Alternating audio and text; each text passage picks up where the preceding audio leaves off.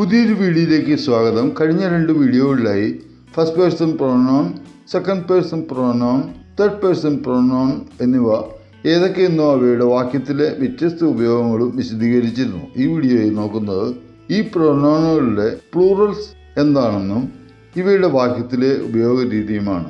First person we subject pronoun ആണ്. We are going to the mall. We subject ആണ്. Us ആണ് object pronoun. The teacher called us. Us object ആണ്. Possessive adjective ആണ് our. This is our house. Our possessive adjective ആണ്. Possessive pronoun ആണ് ours. That bag is ours. Ours possessive pronoun ആണ്. Second person U.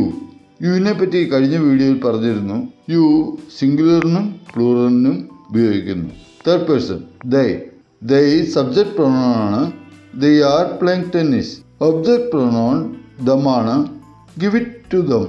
ഇതിൻ്റെ possessive adjective ആണ് their. Their scooter is new. ഇതിൻ്റെ possessive pronoun ആണ് there's.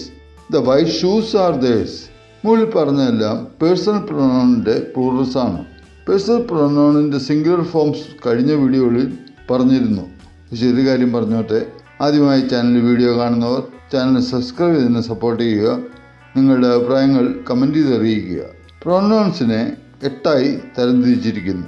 അതിൽ ആദ്യത്തേതാണ് personal pronoun. അതിനെക്കുറിച്ച് പറഞ്ഞു കഴിഞ്ഞു. ബാക്കിയുള്ളതിനെക്കുറിച്ച് ഒന്ന് ഓടിച്ചു നോക്കാം. എംഫാറ്റിക് പ്രൊനൗൺ ഒരു കാര്യം ഊന്നി പറയുന്നതിന് ഉപയോഗിക്കുന്നു. He did it himself. അവൻ തന്നെ അത് ചെയ്തു. ഹിമ്മിൻ്റെ കൂടെ സെൽഫ് ചേർത്ത് ഊന്നി പറയുന്നു. റിഫ്ലക്സീവ് പ്രൊനൗൺ ഇത് ഉപയോഗിക്കുന്നത് സെൽഫ് ഫോമാണ്. ഇത് സ്പോക്കൺ ഇംഗ്ലീഷിൽ വളരെയേറെ പ്രയോജനകരമാണ്. ഒരു വാക്യത്തിലെ സബ്ജക്റ്റും ഒബ്ജക്റ്റും ഒന്നായിരിക്കുന്നതിനെ കാണിക്കാനാണ് റിഫ്ലക്സീവ് പ്രൊനൗൺ ഉപയോഗിക്കുന്നത്. ഉദാഹരണത്തിന് വാക്യെടുക്കാം. ഈ ഹർട്ട് ഹിം. അവൻ മറ്റൊരാളെ വേദനിപ്പിച്ചു. ഇതിൽ റിഫ്ലക്സീവ് പ്രൊനൗൺ ചേർക്കുമ്പോൾ ഈ ഹർട്ട് ഹിംസെൽഫ്. അവൻ തന്നെ വേദനിപ്പിച്ചു. കോമൺ ആയുള്ള reflexive pronouns myself, yourself, himself, herself, itself, themselves എന്നിവയാണ്. She looked at herself in the mirror. We taught ourselves to paint.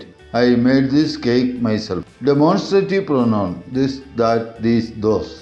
Indefinite pronoun one, all, some, few, many, everyone. Distributive pronoun each, either, neither. Relative pronoun who, whom, whose, that.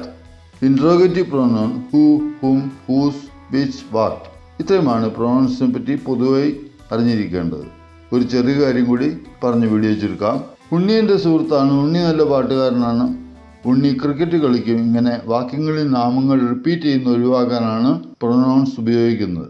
Unni is my friend. He is a good singer. He plays cricket. ഇംഗ്ലീഷിൽ പ്രൊനൗണിൻ്റെ മുഖ്യ ലക്ഷ്യം നാമങ്ങളുടെ ആവർത്തനം ഒഴിവാക്കുക എന്നതാണ്. Video ഇഷ്ടമായെങ്കിൽ like ചെയ്യുക. Thanks for watching.